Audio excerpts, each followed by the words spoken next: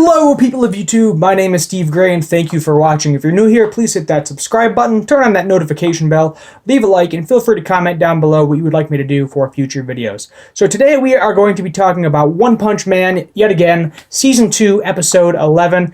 And let me tell you, there's some pretty cool heroes out there that are not exclusively in the S-Class. We got to see a lot of different powers from a lot of different people. Some of the people may or may not have superpowers. We're not really sure. Most of them, besides like Death Gatling, seem pretty ordinary, like ordinary people that just have honed their abilities in order to become a hero in this episode. But obviously, I'm assuming we are going to see more of their abilities as the future episodes keep coming along. So I'm just going to kind of go down a list of all the heroes in this episode and what they are doing. So there is Stinger, the guy that basically has a giant drill on a stick. You got Death Gatling. He is a cyborg, I believe. Obviously, he has a giant Gatling gun on his arm. Then you got Glasses, who basically is just a guy in a jumpsuit with glasses, who apparently has very high stamina. You got Smile Man, which has some sort of crazy hammer. It almost reminds me of like a ball on a cup type situation where, you know, you can like throw the ball out, but it's always attached to the string.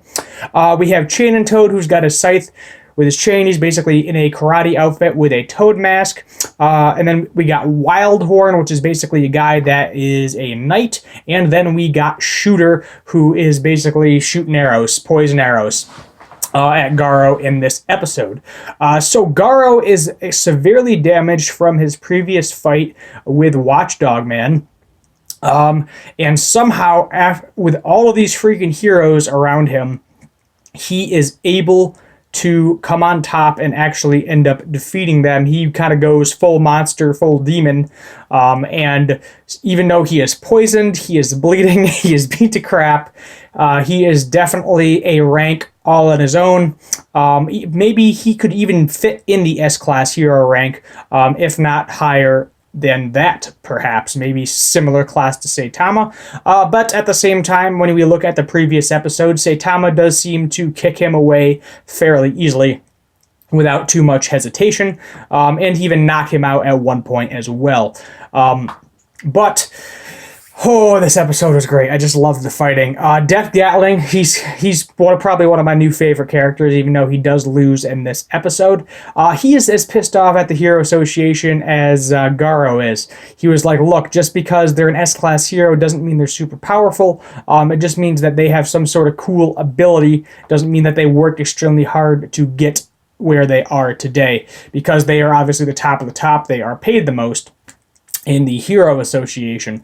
There's not too much going on with the Monster Association in this episode. They do at one point go to Garo's aid near the end of the episode, but Silver Fang and his brother are pretty much right there to get rid of those monsters. And after Garo defeats every single person in A-Class, Genos shows up for about 2 seconds, fights him a little bit. Garo seems like he's outmatched at this point when Genos does show up in the episode, but obviously he is severely weakened. Personally, I think he really wouldn't have that hard of a time defeating Genos if he was 100%. Now he's got to deal with Genos, he's got to deal with Silver Fang, and next episode we get to see him finally fight Silver Fang, finally fight his old master, and my guess is 9 out of 10 he is going to defeat them. Why am I saying he's going to defeat them? Because it seems like the angrier he gets, the more powerful he gets. Similar to Metal Bat, basically the longer he's in a fight, the more powerful he gets. I think they both have kind of a similar ability. I don't know how the poison arrows that Shooter shot into him aren't like basically doing anything. They do slow down his reaction time a little bit. He does take a handful of hits, but inevitably he does manage to save the little kid in the shack, which is nice.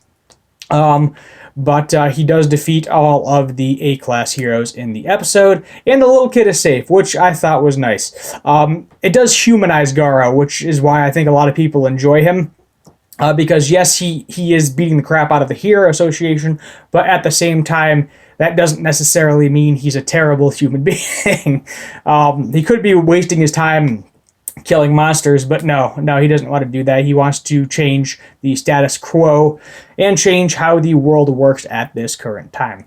So as I said, next episode we are going. That's going to be fun. Next episode, just him and Silver Fang duking it out. I don't know if Saitama's going to show up. Saitama and King were in the episode for a brief period of time, basically just showing Saitama being a sore loser at video games yet again, and losing even though King is basically giving him like 90% leeway, which I think is hilarious.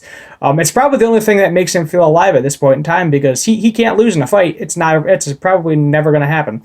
And if it does happen, then we'll probably go into a new series or something. But I'm not 100% sure where they're going to go with this, because yes, it's very entertaining. I'll give them that. But at the same time, can anyone really defeat Saitama? Can anyone give him a good fight? Like Goku, even Goku has lost once or twice throughout the course of the Dragon Ball series. Honestly, I think they're going to have to do something similar with Saitama, because while the action is amazing, and it is going to be entertaining for a very long time, at some point it is going to grow stale, and they are going to have to do something else as well. So, thank you for watching. This has been another One Punch Man review. My name is Steve Gray, and as always, have a good one.